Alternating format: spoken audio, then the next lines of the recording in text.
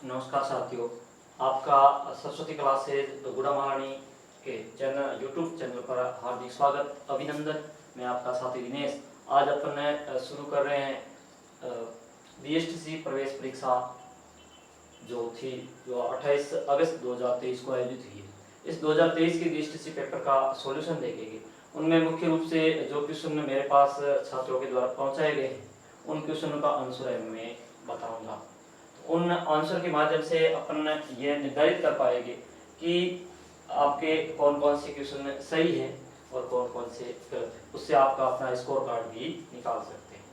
तो शुरू करते हैं। आज का पहला क्वेश्चन था मेरे पास पहुंचा, उनमें पहला क्वेश्चन यही था कि राजस्थान में प्रथम पंचवर्षीय योजना कब प्रारंभ हुई। तो साथियों, राजस्थान की बात की जाए या भारत की प्रथम पंचवर्षीय योजना, वो प्रथम पंचवर्षीय योजना 1 अप्रैल 1952 को शुरू की थी। प्रथम पंचवर्षीय योजना की शुरुआत की जाए तो 1 अप्रैल 1952। फिर दूसरा क्वेश्चन था कि अंगरखा के ऊपर कमर पर बांधा जाने वाला वस्त्र क्या कहलाता है। यानी अंगरखा के ऊपर जो वस्त्र कमर पर बांधा जाता है उसे क्या कहा जाता है। तो उसको अपन को मुख्य रूप से याद रखना था, या वो पटन नाम का जो वस्त्र है वो पहना जाता है। अगला जहूर खान का संबंध है वो किससे है। तो यह जहूर खान नाम का जो विद्वान है जो वाद्य यंत्र बजाने का काम करते हैं, तो जहूर खान का किस वाद्य यंत्र से संबंध है। तो यह अपन को ध्यान रखना था। इसका जो आंसर होगा वो बपंग है। यहाँ अलग अलग ऑप्शन भी थे, लेकिन अपन को जो आंसर सही है वो बपंग वाद्य यंत्र है। बपंग वाद्य यंत्र का संबंध है वो जहूर खान से है। अगला राजस्थान का राजकीय खेल कौन सा है। राजस्थान का राजकीय खेल कौन सा है, यह अपन को ध्यान रखना है कि राजस्थान का राजकीय खेल कौन सा है। तो यहाँ बास्केटबॉल है वो राजस्थान का राज्य खेल है। अधिकांश इन सभी क्वेश्चनों पर अपन चर्चा कर पाए थे। अगला क्वेश्चन है कि सरगासुली कहां पर स्थित है। यहाँ लिखना था कि सरगासुली, तो सरगासुली अपन ने विस्तृत चर्चा की थी। सरगासुली वो जयपुर में स्थित है और महाराजा ईश्वरी सिंह के द्वारा राजमहल युद्ध की विजय की याद में बनाया गया था। जबकि सरगासुली वो इसका नाम है वो पहले इसरलाट था, लेकिन सरगासुली और ईश्वरी सिंह के वो निधन के बाद इसका नाम सरगासुली हुआ था। ये चर्चा आपने मुख्य रूप से इन क्वेश्चन पर की थी। आगे अपना अगला क्वेश्चन है कि राजस्थान में पर्यटन को उद्योग का दर्जा कब प्रदान किया गया। राजस्थान सरकार के द्वारा यूनुस खान समिति की सिफारिश पर वो पर्यटन को वो उद्योग का दर्जा प्रदान किया गया। वो अपन को याद रखना है सबसे इम्पोर्टेंट कि 1989 ईस्वी में वो राजस्थान में पर्यटन को उद्योग का दर्जा है वो प्रदान किया गया। इसके बाद अगला अपना क्वेश्चन है कि भारतीय संसद में राजस्थान से कितने सदस्य चुने जाते हैं।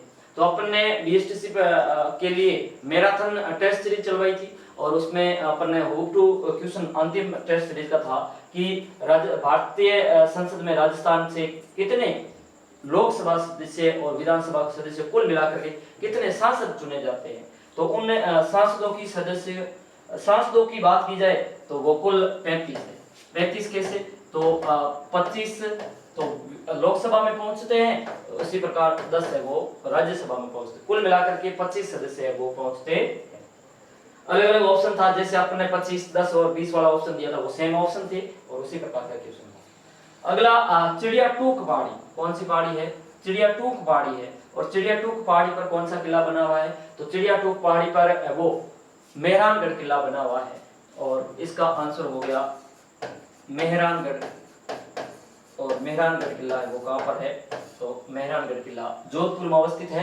तो यहाँ अपन को सबसे इंपॉर्टेंट बात यही याद रखनी थी कि चिड़िया टूक पहाड़ी पर मेहरानगढ़। अगला क्वेश्चन है कि राजस्थान में पहली वंदे भारत ट्रेन कहां से शुरू की गई। तो प्रधानमंत्री नरेंद्र मोदी आए थे और अजमेर से पहली वो ट्रेन की शुरुआत है। अगला राजस्थान में सर्वाधिक पर्यटक कहां से आते हैं। तो इसमें अलग अलग ऑप्शन, फ्रांस के वो एक देश था उसका भी था और अलग अलग देश ऑप्शन थे जिसमें अमेरिका भी था, सिंगापुर थी भी और जापान। ऐसे 4 ऑप्शन बताए जा रहे हैं और उसमें जो फ्रांस है वो सही ऑप्शन है। इनमें से अधिकांश क्वेश्चनों पे आप चर्चा कर पाए थे, कुछ क्वेश्चन चर्चा नहीं कर पाए थे, तो उनमें से वो 2-4 क्वेश्चन हो सकते हैं, लेकिन मैं ये दावे के साथ कह सकता हूँ कि जो अपन ने पढ़ा उसी मैटर में से वो 40 क्वेश्चन है वो बन रहे हैं। तो 50 में से 40 क्वेश्चन बनना अपने लिए भी सौभाग्य की बात है, और जो अपने साथ जो साथी पढ़े उनके लिए वो अच्छा पेपर गया होगा। तो अगला क्वेश्चन है कि राजस्थान में राज्य मानवाधिकार आयोग अपना वार्षिक प्रतिवेदन जो 1 वर्ष का जो संपूर्ण लेखा जोखा है वो किसको प्रस्तुत करता है? तो यहाँ ऑप्शन जो राज्य सरकार ऑप्शन था वो सही, तो यहाँ ऑप्शन ध्यान रखना है राज्य सरकार। तो राज्य सरकार को है वो प्रस्तुत करता है, न कि राज्यपाल को। अगला कि भारत का पहला परमाणु परीक्षण कब किया गया? तो ये भी अपन डेट सही याद कर चुके हैं कि 18 मई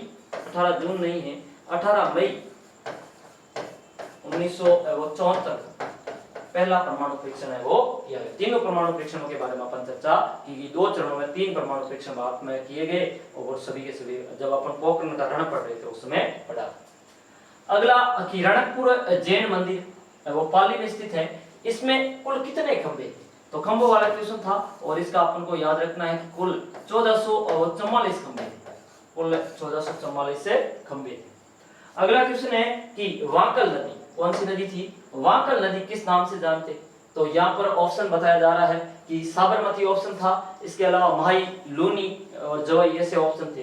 तो इसमें वांकल अपन ने जब पढ़ा था कि साबरमती नदी का उद्गम स्थल, तो उद्गम स्थल के समय वहां अपन ने पढ़ा था कि साबरमती नदी का उद्गम 3 नदियों के उद्गम संगम से होता है, और वो साबरमती नदी, इसलिए इसका आंसर होगा साबरमती।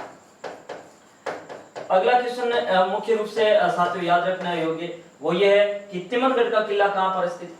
और तिमनगढ़ के किले में अपन चर्चा कर चुके हैं कि करौली में। तिमनगढ़ किला कहां पर है? करौली। अगला राजस्थान का एकमात्र पक्षी चिकित्सालय कहां पर है? तो एकमात्र पक्षी चिकित्सालय है वो जयपुर में बना हुआ है। एकमात्र पक्षी चिकित्सालय कहां पर है? जयपुर। तो अपन को मुख्य रूप से यही याद रखना था कि एकमात्र पक्षी चिकित्सालय है वो कहां पर है? तो यहाँ अपन को मुख्य रूप से ध्यान रखना था कि वो जयपुर में स्थित है। कहां पर स्थित है? जयपुर। अगला साथियों जो क्वेश्चन है वो है कि राजस्थान में टंगस्टन का भंडार कहां पर? और अपन ने पढ़ा था राजस्थान में टंगस्टन का भंडार, यहाँ पर ऑप्शन अलग अलग थे। ऐसा बताया जाता है कि डेगाना ऑप्शन था, ब्यावर ऑप्शन था। तो इसमें अपन को ध्यान रखना है कि जो डेगाना है वो सही है, और अपन पर चर्चा कर चुके हैं कि राजस्थान में टंगस्टन की सबसे बड़ी खान रेवत की खान डेगाना नागौर में। अगला राजस्थान की कौन सी नदी यमुना नदी से मिलती है? यमुना नदी में नहीं मिलती, या ऐसा क्वेश्चन था कि प्रिंट में मिस्टेक है। राजस्थान की कौन सी नदी यमुना नदी में नहीं मिलती है? हाँ, यमुना नदी में सीधे मिलती है। तो ऐसी कौन सी नदी है सीधे मिलती है? तो उसमें ऑप्शन मुख्य रूप से 2 बड़ी नदियां जाकर के मिलती है। एक तो चंबल है जो सीधे पानी यमुना में ले जाती है, राजस्थान की नदी, और दूसरा राजस्थान की एक नदी है गंभीर, वो भी अपना पानी कहाँ ले जाती है? सीधा वो चंबल में ले जाती है। लेकिन यहाँ पर जो ऑप्शन था इन दोनों में से नहीं था, और ऑप्शन था बाणगंगा नदी। तो यहाँ पर जो बाणगंगा नदी है वो सही है, क्योंकि अपन पढ़ चुके हैं कि बाणगंगा पहले वो यमुना में मिला करती थी, वर्तमान में है वो अंतः प्रवाही नदी है, तथा इसलिए इसे रुणित नदी के नाम से जाना जाता है। तो यहाँ नदी जो होगी वो बाणगंगा होगी। अगला क्वेश्चन साथियों कि राजस्थान राज्य अभिलेखागार कहाँ पर स्थित है? तो ये बीकानेर में है। अपन इसको स्थापना सहित पढ़ चुके हैं कि राजस्थान राज्य अभिलेखागार बीकानेर की स्थापना 1955 में हुई थी। इसी प्रकार पोमचा क्या है? तो ये ओढ़नी, पोमचा एक प्रकार की क्या है? ओढ़नी है। अगला कष्ट नहीं था, कष्ट जीवाश्म पार्क कहां पर स्थित है? तो आकल गांव। वहां अलग अलग ऑप्शन दिए हुए थे गांव के, तो इसलिए यहाँ अपने को गांव याद रखना है। आकल अपन ने चर्चा की थी, आकल वुड फॉसिल्स पार्क। आकल वुड यानी काष्ठ लकड़ी, और जीवाश्म पार्क या फॉसिल्स पार्क एक ही होता है, इसलिए आकल वुड फॉसिल्स पार्क। जैसलमेर में आकल गांव में, आकल क्या है? गांव का नाम। हुरडा किस रियासत में स्थित? स्वाभाविक बात है कि हुरडा भीलवाड़ा में है, इसलिए हुरडा किस रियासत में होगा? तो जो रियासत होगी वहां मेवाड़। तो मेवाड़, मारवाड़, जयपुर ऐसी रियासतों का ऑप्शन था, तो इसमें मेवाड़ है सही था। तो साथियों अगला जो अपना क्वेश्चन है कि किस विभाग को संक्रांति प्रदेश के नाम से जाना जाता है, तो इस क्वेश्चन पे वो चर्चा की जाए तो संक्रांति प्रदेश कौन सा है, तो इसमें अपना हाड़ौती प्रदेश संक्रांति प्रदेश के लिए वो राजस्थान का कौन सा भौतिक भाग, विभाग नहीं है भौतिक भाग है, राजस्थान का कौन सा भौतिक भाग है वो संक्रांति प्रदेश के नाम से जाना जाता है, तो यह अपन को ध्यान रखना है हाड़ौती प्रदेश। अगला कि किस किले में एक जैसे 9 महल बने हुए, राजस्थान का ऐसा कौन सा किला है जिसमें 9 रानियों के 9 एक जैसे महल बने हुए। अपन इस पे विस्तृत चर्चा कर चुके हैं कि राजस्थान का एकमात्र किला है वो नाहरगढ़ है, जिसका निर्माण वो माधो सिंह सेकंड ने करवाया था और नाहर सिंह के नाम पर इस किले का नाम नाहरगढ़ हो गया था। ये सारी चर्चा अपन कर चुके हैं, तो ये किला नाहरगढ़, तो इसका आंसर होगा नाहरगढ़। जो भी अलग अलग ऑप्शन थे जिसमें ऐसा बताया जाता है कि इसमें जयपुर के आमेर वो और जयगढ़ भी ऑप्शन था, लेकिन नाहरगढ़ इसका सही। अगला अवनी लेखरा, अवनी लहरा नहीं है, अवनी लेखरा नामक जो खिलाड़ी है उसका संबंध किस खेल से है, तो यहाँ अपन को ध्यान रखना है कि इनका संबंध पैरा एथलेटिक्स से, तो ये पैरा एथलेटिक्स से है। वहाँ पैरा शूटिंग भी ऑप्शन था, लेकिन पैरा शूटिंग आंसर सही नहीं है, आंसर सही है वो है पैरा एथलेटिक्स। तो पैरा एथलेटिक्स खेल का संबंध अवनी लेखरा से रहा। वालर नृत्य विस्तृत चर्चा की थी कि वालर नृत्य राजस्थान की वो ग्रास्य जनजाति के द्वारा किया जाता है और एकमात्र ऐसा नृत्य है जिसमें किसी वाद्य यंत्र का प्रयोग नहीं होता है, ग्रास्यों का, तो यहाँ पर को ध्यान रखना है ग्रास्य जनजाति। अगला क्वेश्चन है साथियों कि सोनार किले का निर्माण किस भाटी शासक ने करवाया, तो सोनार किले का निर्माण है वो भाटी शासक था राव जैसल। 1113 में राव जैसल के द्वारा है वो इस किले का निर्माण करवाया गया था, तो यहाँ आंसर ध्यान रखना है राव जैसल। अगला क्वेश्चन है कि राजस्थान में न्यूनतम साक्षरता वाला जिला जालोर, न्यूनतम साक्षरता वाला जिला कौन सा, जालोर, तो यहाँ आंसर अपना होगा जालोर। मुख्य रूप से इन क्वेश्चन के आंसर ध्यान रखना था। अगला क्वेश्चन है कि कलमकारी कला कौन सी, तो यहाँ ऐसा बताया जाता है कि 3 कलाओं का ऑप्शन दिया हुआ था। एक ऑप्शन था फड़, दूसरा महत्वपूर्ण ऑप्शन है यहाँ फड़ के बाद था वो अजरक, तो फड़ और अजरक दोनों ही क्या है वो कलमकारी वो कला, कलमकारी लोक कला के रूप में लोकप्रिय है, तो फड़ और अजरक दोनों ही सही है। इसका मतलब इसका ऑप्शन है उपयुक्त सभी था वो सही था, तो उपयुक्त सभी जो भी था इसमें ऑप्शन है अजरक फड़ दोनों इसमें शामिल होने के कारण सही है।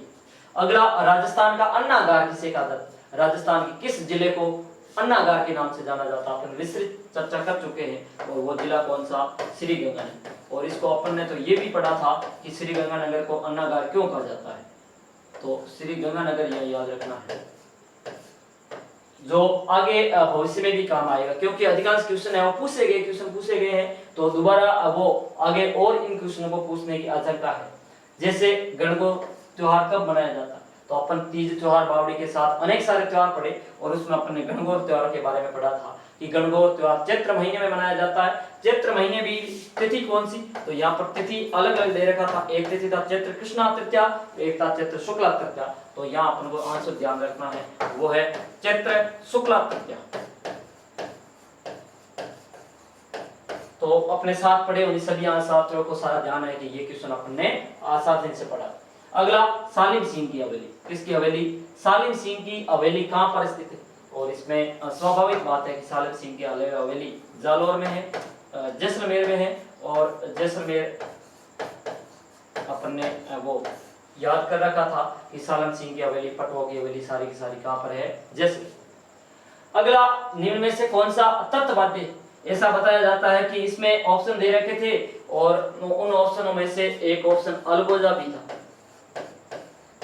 तो स्वाभाविक बात है जब अलगोजा आ गया तो आंसर तो मिल गया, बाकी वाले ऑप्शन भले ही पता नहीं हो, इसलिए अलगोजा है कौन सा वाद्य यंत्र है, सुशिर, अलगोजा कैसा है, सुशिर वाद्य यंत्र है, इसलिए वो अलगोजा ही आज इसका आंसर होगा, क्योंकि अलगोजा है सुशिर है, इसलिए तत्वाद्य यंत्र नहीं।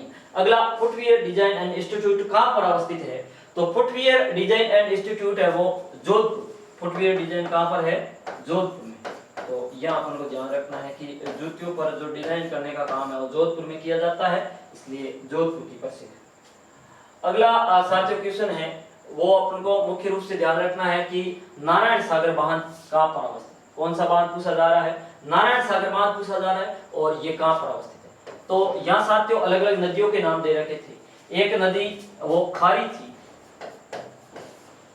दूसरा इसमें बनास भी ऑप्शन बताया जा रहा है, तीसरा इसमें माई भी बताया जा रहा है, और चौथा इसमें साबरमती हो रहा है। तो यहाँ अपन को ध्यान रखना था कि जो खारी नदी है, जो मुख्य रूप से वो सांबर झील में आकर गिरती है, तो उस खारी नदी पर ये बांध बना हुआ है। अजमेर कहाँ पर बना हुआ है? तो आज के बाद ये भी ध्यान रखना है कि ये बांध कहाँ पर है?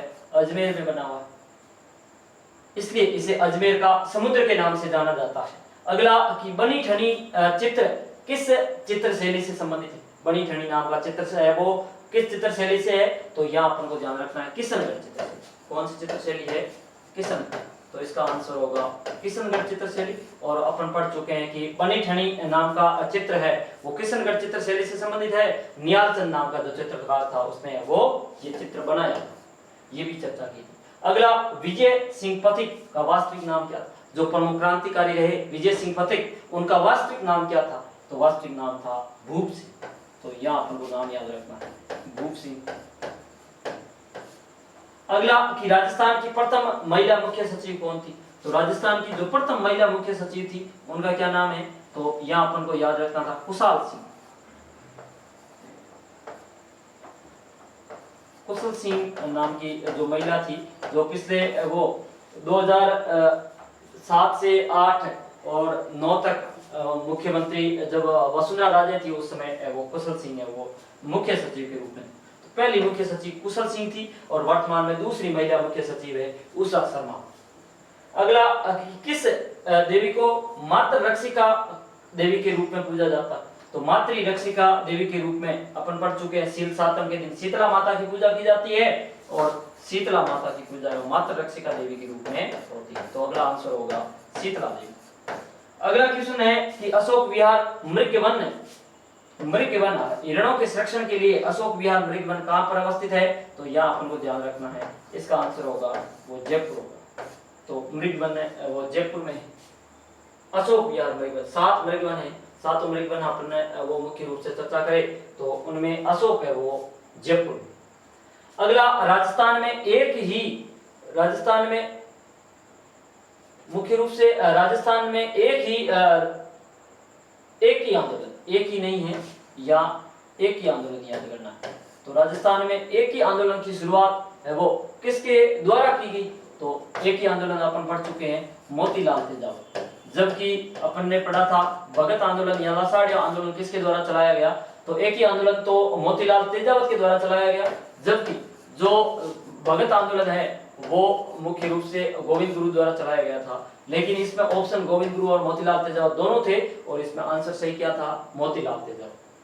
यही अपन ने चर्चा की थी, यही क्वेश्चन अपन ने कई बार पूछा गया था। जब भी अपन ने स्थानीय टेस्ट साप्ताहिक टेस्ट लेते थे उसमें भी पूछा, और जब अपन ने मैराथन टेस्ट सीरीज चलाई उसमें भी पूछा। तो आगे ऐसे क्वेश्चनों से जुड़ने के लिए अपने साथ जुड़िए। आगे अपन ने पढ़ते हैं कि अगला क्वेश्चन, राजस्थान सरकार ने हाल ही में उद्योग विभाग का नाम बदलकर क्या कर दिया गया है? तो उद्योग विभाग का वर्तमान में नाम बदल करके वो 2022 में उद्योग एवं वाणिज्य विभाग कर दिया। उद्योग एवं वाणिज्य विभाग, तो उद्योग विभाग का नाम बदल उद्योग एवं वाणिज्य विभाग कर दिया गया। अगला, राजस्थान का लौह पुरुष किसे कहा जाता है? तो राजस्थान के किस व्यक्तित्व को लौह पुरुष के नाम से जाना जाता है? और वो व्यक्ति है दामोदर दास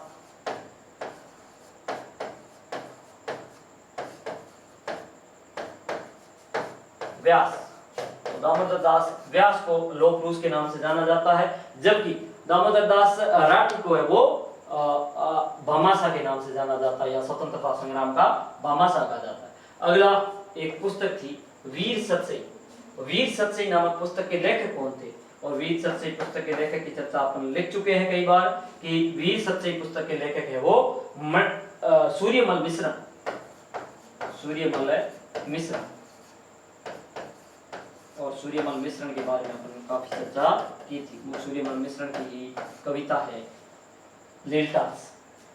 तो ये थे मुख्य रूप से क्वेश्चन। अगला जो क्वेश्चन अपना है वो मेवाड़ में डाकन प्रथा पर प्रतिबंध स्वरूप सिंह के समय कब लगाया गया? अब स्वरूप सिंह के समय मेवाड़ में डाकन प्रथा पर प्रतिबंध लगाया गया था, लेकिन उसका वो टाइम पीरियड क्या था, यहाँ अपन को ध्यान रखना है 1853 ईस्वी। ये 2020 बीएसटीसी में भी पूछा गया था, इसलिए मैंने जब पढ़ाया तो ये भी बताया था कि डाकन प्रथा पर मेवाड़ में सर्वप्रथम प्रतिबंध लगाया गया, और वो जब उस समय राजा कौन था तो उसमें अपन को ध्यान रखना स्वरूप सिंह था। अगला कि राजस्थान में किस शहर को अणु नगरी के नाम से जाना जाता है? तो आणविक खनिज पढ़ा था और उसमें अपन ने पढ़ा कि अणु नगरी के नाम से जाना जाने वाला प्रमुख शहर है वो है रावतभाटा। तो यहाँ अलग अलग ऑप्शन थे, और रावतभाटा एकमात्र भारत का राजस्थान का परमाणु अनुसंधान केंद्र है, और ये भारत का दूसरा परमाणु अनुसंधान केंद्र है रावतभाटा अनुसंधान केंद्र, और इसे ही अणु नगरी के नाम से जाना जाता है। यहाँ था मांडल। मांडल क्या है? तो मांडल एक वाद्य यंत्र है, मांडल वाद्य यंत्र का नाम।